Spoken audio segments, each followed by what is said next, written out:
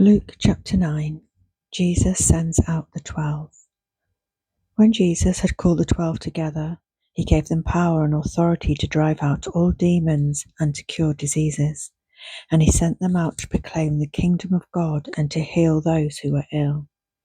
He told them, "Take nothing for the journey, no staff, no bag, no bread, no money, no extra shirt. Whatever house you enter, stay there until you leave that town. If people do not welcome you, leave their town and shake the dust off your feet as a testimony against them." So they set out and went from village to village, proclaiming the good news and healing people everywhere. Now Herod the Tetrarch heard about all that was going on, and he was perplexed because some were saying that John had been raised from the dead, others that Elijah had appeared, and still others, one of the prophets of long ago, had come back to life. But Herod said, "I beheaded John. Who then is this I hear such things about?" And he tried to see him. When the apostles returned, they reported to Jesus what they had done. Then he took them with him, and they withdrew by themselves to a town called Bethsaida. But the crowds learned about it and followed him. He welcomed them and spoke to them about the kingdom of God and healed those who needed healing. Late in the afternoon, the 12 came to him and said, "Send the crowd away so they can go to the surrounding villages and countryside and find food and lodging, because we are in a remote place here." He replied, "You give them something to eat." They answered, "We have only 5 loaves of bread and 2 fish, unless we go and buy food for all this crowd." About 5,000 men were there. But he said to his disciples, "Make them sit down in groups of about 50 each." The disciples did so, and everyone sat down, taking the 5 loaves and the 2 fish, and looking up to heaven, he gave thanks and broke them. Then he gave them to the disciples to distribute to the people. They all ate and were satisfied, and the disciples picked up 12 basketfuls of broken pieces that were left over. Once, when Jesus was praying in private and his disciples were with him, he asked them, "Who do the crowds say I am?" They replied, "Some say John the Baptist, others say Elijah, and still others that one of the prophets of long ago has come back to life. But what about you?" he asked. "Who do you say I am?" Peter answered, "God's Messiah." Jesus strictly warned them not to tell this to anyone, and he said, "The Son of Man must suffer many things and be rejected by the elders, the chief priests, and the teachers of the law, and he must be killed and on the 3rd day be raised to life." Then he said to them all, "Whoever wants to be my disciple must deny themselves and take up their cross daily and follow me. For whoever wants to save their life will lose it, but whoever loses their life for me will save it. What good is it for someone to gain the whole world and yet lose or forfeit their very self? Whoever is ashamed of me and my words, the Son of Man will be ashamed of them when he comes in his glory and in the glory of the Father and of the holy angels. Truly I tell you, some who are standing here will not taste death before they see the kingdom of God." About 8 days after Jesus said this, he took Peter, John, and James with him and went up onto a mountain to pray. As he was praying, the appearance of his face changed, and his clothes became as bright as a flash of lightning.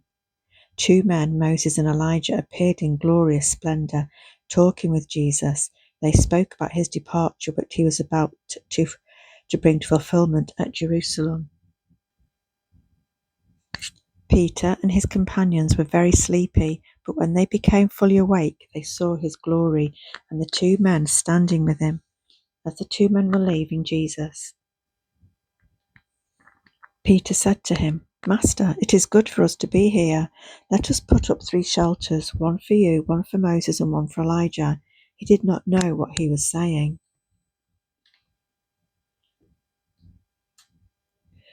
While he was speaking, a cloud appeared and covered them, and they were afraid as they entered the cloud. A voice came from the cloud saying, "This is my son whom I have chosen. Listen to him." When the voice had spoken, they found that Jesus was alone. The disciples kept this to themselves and did not tell anyone at that time what they had seen. The next day, when the crowd came down from the mountain, the next day when they came down from the mountain, a large crowd met him A man in the crowd called out, "Teacher, I beg you to look at my son, for he is my only child." A spirit seizes him and he suddenly screams. It throws him into convulsions so that he foams at the mouth. It scarcely ever leaves him and is destroying him. I begged your disciples to drive it out, but they could not. You unbelieving and perverse generation, Jesus replied, how long shall I stay with you and put up with you? Bring your son here. Even while the boy was coming, the demon threw him to the ground in a convulsion. But Jesus rebuked the impure spirit, healed the boy, and gave him back to his father, and they were all amazed at the greatness of God. While everyone was marveling at all that Jesus did, he said to his disciples, "Listen carefully to what I am about to tell you. The Son of Man is going to be delivered into the hands of men." But they didn't understand what this meant. It was hidden from them so that they did not grasp it, and they were afraid to ask him about it. An argument started among the disciples as to which of them would be the greatest. Jesus, knowing their thoughts, took a little child and made him stand beside him. Then he said to them, "Whoever welcomes this little child in my name welcomes me, and whoever welcomes me welcomes the one who sent me. For it is the one who is least among you all who is the greatest." "Master," said John, "we saw someone driving out demons in your name, and we tried to stop him because he is not one of us." "Do not stop him," Jesus said, "for whoever is not against you is for you." As the time approached for him to be taken up to heaven, Jesus resolutely set out for Jerusalem, and he sent messengers on ahead who went into a Samaritan village to get things ready for him. But the people there did not welcome him because he was heading to Jerusalem. When the disciples, James and John, saw this, they asked, "Lord, do you want us to call fire down from heaven to destroy them?" But Jesus turned and rebuked them. Then he and his disciples went to another village. As they were walking along the road, a man said to him, "I will follow you wherever you go."